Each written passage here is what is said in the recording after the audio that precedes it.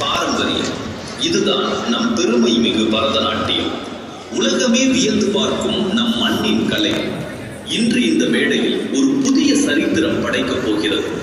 ஒரே மேடை, ஒரே தாளம், 300 கலைஞர்கள் ஒன்றிணைந்து ஆடும் இந்த மாபெரும் சங்கமம் ஒரு கலை புரட்சி.